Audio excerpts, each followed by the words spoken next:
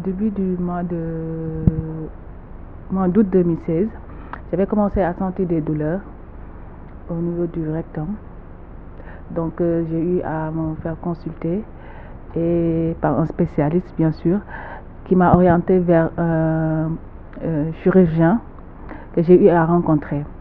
Et c'est le début de l'histoire parce que quand je l'ai rencontré, il m'a fait savoir que je suis dans l'urgence, que je devais être opérée parce que j'avais le cancer. Et 2 jours après, j'ai eu à être opérée. J'ai été opérée. Et je crois que c'était le début du calvaire parce que juste après l'opération, j'ai été hospitalisée 10 jours. Et c'était dans une clinique parce que j'avais une prise en charge. Donc je suis restée 10 jours à la clinique. Le médecin au début il me suivait et tout. Mais quelques jours après, j'ai commencé à ressentir des douleurs atroces. Et le médecin m'a fait savoir qu'il fallait que je rencontre le radiothérapeute. Donc je devais faire des séances de radiothérapie. Voilà. Jusque-là, pour moi, c'était pas un problème parce que pour moi, je devais juste faire des séances et après c'est fini. Mais j'avais tout le temps des douleurs qui de jour en jour devenaient de plus en plus insupportables. Et j'ai rencontré le radiothérapeute qui m'a fait savoir que d'accord, il va me programmer, mais pour que les dates ne soient pas très éloignées. Parce qu'au Sénégal, à ma grande surprise, pour que tu fasses une séance de radiothérapie, il faut qu'on te programme et parfois ça peut durer des mois. Il y a une seule machine qui se trouve à Dakar, à l'hôpital Le Dantec. Mais pendant tout ce temps, j'étais toujours hospitalisée. Et les douleurs devenaient de plus en plus atroces et j'ai pas pu supporter. Donc on m'a programmé pour une séance pour juste calmer les douleurs, pas pour traiter la maladie. Donc quand j'ai fait la séance de radiothérapie, dans des conditions, parce que ce jour-là, avec les douleurs que je ressentais, quand je suis allée à l'hôpital Le Dantec, tu vois des gens qui sont dans les couloirs, tu vois des gens qui attendent comme toi. Mais moi, heureusement, avec les douleurs que j'avais, on ne m'a pas fait patienter. Mais quand j'ai été installée pour subir la radiothérapie, donc j'ai vu que la machine, pour moi, n'était pas en bon état. Il y avait des scotch par-ci, par-là, mais on m'a fait la séance et je suis partie. Et je crois que c'est là où tous les problèmes ont commencé parce que 2 jours après, j'ai commencé à saigner. Et je crois que c'est à cause de la machine qui est obsolète, qui est défectueuse, je crois, qui m'a créé d'autres problèmes. Parce qu'il paraît que avec, comment dirais-je, l'état de la machine, parfois ça ne se limite pas seulement à soigner, ça peut te créer d'autres problèmes. Je crois 1 semaine après même ma séance que j'ai eu à faire là-bas, la machine est retombée en panne. Donc ils m'ont dit carrément pour que tu aies une chance de survie, il faut que, vu que vous avez une assurance, il faut qu'on vous évacue à l'extérieur. Et c'est là où tu vois nettement la différence. La machine qu'ils ont ici, les conditions dans lesquelles tu fais le traitement sont diamétralement opposées. Et c'est là où le médecin nous a dit que non seulement j'ai reçu un cas, pour moi je ne m'attendais pas à ça, c'était beaucoup plus compliqué ton cas que ce qu'on m'avait expliqué.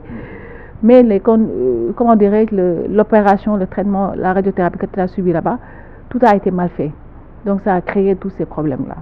Donc en plus de traiter le cancer, il y avait d'autres problèmes à gérer, le saignement, etc.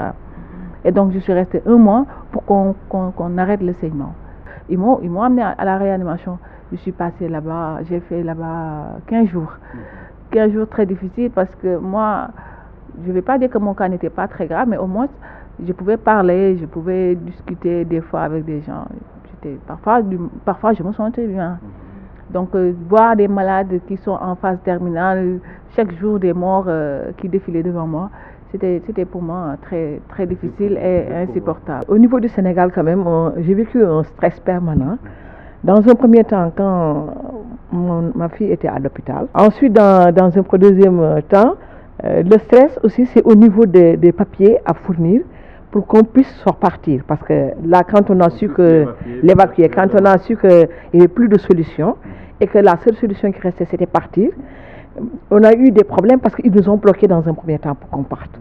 Parce qu'il se disait que peut-être on n'a pas besoin de partir, on peut rester là.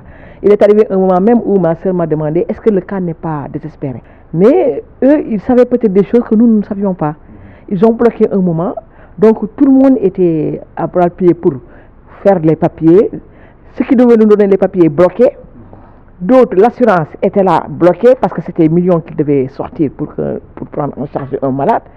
Et que ce qui les intéresse, c'est l'argent. Mais heureusement, ça s'est débloqué. Maintenant, ce qui reste à avoir, l'évacuation médicalisée, ça aussi, ça coûte très cher. Il y a toute la famille qui s'est mobilisée. L'assurance ne prenait pas en charge l'évacuation. Donc tout ça, c'était invivable. Déjà, pour voyager, il fallait amener le responsable de la rame qui vérifie. Il fallait amener le médecin de SOS qui vérifie. Donc il y avait tout un dossier qu'il fallait fournir pour pouvoir voyager. Le jour où on nous a dit que bon, c'est cet après-midi que vous partez, on avait eu un ouf de soulagement. Et on est parti par avion avec, 7 000 euros, on a dit, qui n'est pas petit pour quand c'est une famille qui doit prendre en charge cela. Donc nous sommes arrivés au Maroc, on l'a hospitalisé. Entre-temps, nous avons eu la chance d'avoir un appartement, etc. Et ça, surtout, c'est pas évident pour n'importe quelle famille sénégalaise. La première facture était à 15 millions jusqu'en 2016. Après, il y a eu 4 millions que nous avons payés nous-mêmes. Parce que c'était 20 millions, les 5 millions ont été déjà pris par la clinique et les analyses, les radios au Sénégal. L'assurance qui faisait 20 millions, il restait 15 quand nous sommes arrivés. Au mois de décembre, vers le 15 décembre, on a pris les 15 millions. Il y a eu 4 millions qui sont venus, qu'on a payé nous-mêmes, encore, en plus donc 7 000 euros encore, en plus de 7 000 euros de l'évacuation. Donc on est sorti le 6. Après le 6, maintenant, les autres chimiques qui restaient, ils ont évalué ça à encore 12 millions. Donc présentement, on s'est dit que ça, c'est pas possible. C'était trop cher. Ils nous ont dit chaque chimio, c'était 3 millions. Chaque chimio, et en ambulatoire, pas hospitalisé. Donc ça, c'est pas possible.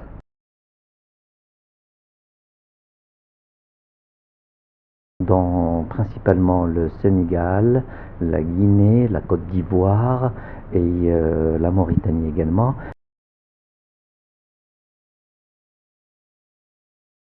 Je ne pense pas que ça soit un problème de moyens, ni un problème de volonté.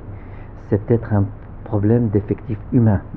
Je sais qu'au Maroc, il y a plusieurs sud-africains qui sont en cours de formation dans la spécialité d'oncologie.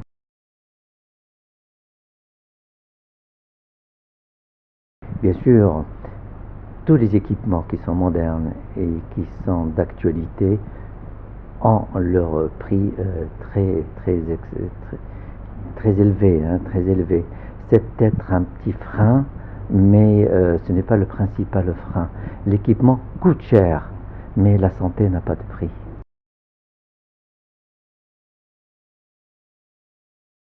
Alors le Maroc, il dispose de plus en plus d'appareillages modernes. Il est peut-être le leader au niveau africain et peut-être au niveau du monde arabe. Nous disposons au Maroc de 32 appareils de radiothérapie de haute performance. C'est beaucoup plus d'accélérateurs qu'autre chose. Nous disposons au Maroc, notamment au niveau de notre centre d'oncologie, le littoral, nous disposons d'un appareillage de plus moderne. Seule l'Afrique du Sud en a un ou deux peut-être, mais le Maroc c'est le premier au niveau du Maghreb et peut-être du monde arabe. Nous disposons de 32 appareils dont entre public et privé. Entre public et c'est des appareils performants. Nous disposons également de 20 centres d'oncologie, dont 8 privés.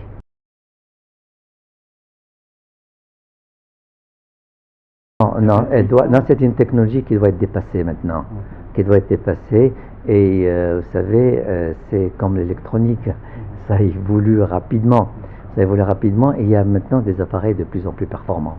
Vous me parlez uniquement d'appareillage, mais la cancérologie, ce n'est pas uniquement la radiothérapie, c'est la chimiothérapie, c'est la curithérapie, c'est le traitement, c'est la greffe de la moelle osseuse, c'est ça la cancérologie. Nous disposons au Maroc de toutes ces techniques et de toutes ces spécialités.